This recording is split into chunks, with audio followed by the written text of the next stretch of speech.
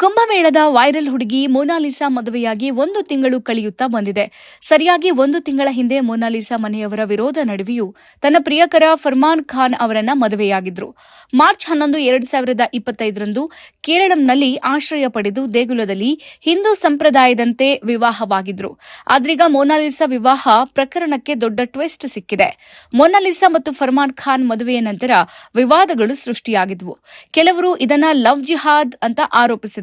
Mona Lisa ಮನೆಯವರು ಕೂಡ ಫರ್ಮಾನ್ ಮೊನಾಲಿಸಾಳನ್ನ ತಲೆ ಕೆಡಿಸಿ ಮದುವೆಯಾಗಿದ್ದಾನೆ ಅಂತ ಆರೋಪಿಸಿದ್ರು. ಆದರೆ ಈ ಆರೋಪದ ಬಗ್ಗೆ ಫರ್ಮಾನ್ ಮತ್ತು ಮೊನಾಲಿಸಾ ಪರಸ್ಪರ ಪ್ರೀತಿಸಿ ಮದುವೆಯಾಗಿದ್ದೀವಿ ಅಂತ, ಇದು ಲವ್ ಜಿಹಾದ್ ಅಲ್ಲ ಅಂತ ಹೇಳಿದ್ರು. ಮೊದಲಿನಿಂದಲೂ ಈ ಮದುವೆ ಬಗ್ಗೆ ವಿರೋಧ ವ್ಯಕ್ತಪಡಿಸಿದ್ದ ಮೊನಾಲಿಸಾ ಕುಟುಂಬ, ಆಕೆ ಇನ್ನೂ ಅಪ್ರಾಪ್ತೆ, ಮೊನಾಲಿಸಾಗೆ ಇನ್ನೂ ಮದುವೆ ವಯಸ್ಸು ಆಗಿಲ್ಲ ಅಂತ ಹೇಳಿದ್ರು. ಇನ್ನು ಈ ಬಗ್ಗೆ ಸಾಮಾಜಿಕ ಕಾರ್ಯಕರ್ತ ಪ್ರಥಮ್ ದುಬೆ ಎಂಬುವವರು ಕಳೆದ ತಿಂಗಳು ಮಾರ್ಚ್ 17, 2025ರಂದು ರಾಷ್ಟ್ರೀಯ ಪರಿಶಿಷ್ಟ ಪಂಗಡಗಳ ಆಯೋಗಕ್ಕೆ ದೂರು ಕೊಟ್ಟಿದ್ರು. ದೂರು ದಾಖಲಿಸಿಕೊಂಡ ಎನ್ಸಿಎಸ್ಟಿ ಅಧ್ಯಕ್ಷೆ ಅಂತರಾ ಸಿಂಗ್ ಆರ್ಯ ತನಿಖಾ ತಂಡವನ್ನ ರಚಿಸಿದ್ರು. ತನಿಖೆ ಕೈಗೊಂಡ ತಂಡವು ಕೇರಳದಿಂದ ಮಧ್ಯಪ್ರದೇಶದವರೆಗೆ ಸಮಗ್ರವಾಗಿ ವಿಚಾರಣೆ ನಡೆಸಿ 3 ದಿನಗಳಲ್ಲಿ ಆಯೋಗಕ್ಕೆ ತನ್ನ ವರದಿಯನ್ನು ಸಲ್ಲಿಸಿತ್ತು. ತನಿಖೆಯಲ್ಲಿ ಮೊನಾಲಿಸಾ ಅಪ್ರಾಪ್ತೆ ಅಂತ ತಿಳಿದುಬಂದಿದೆ. ಮಧ್ಯಪ್ರದೇಶದ ಮಹೇಶ್ವರದಲ್ಲಿರುವ ಸರ್ಕಾರಿ ಆಸ್ಪತ್ರೆಯ ದಾಖಲೆಗಳ ಪ್ರಕಾರ ಮೊನಾಲಿಸಾ ಡಿಸೆಂಬರ್ 30, 2009ರಂದು ಜನಿಸಿದ್ದಾಳೆ ಅಂತ ಉಲ್ಲೇಖಿಸಲಾಗಿದೆ.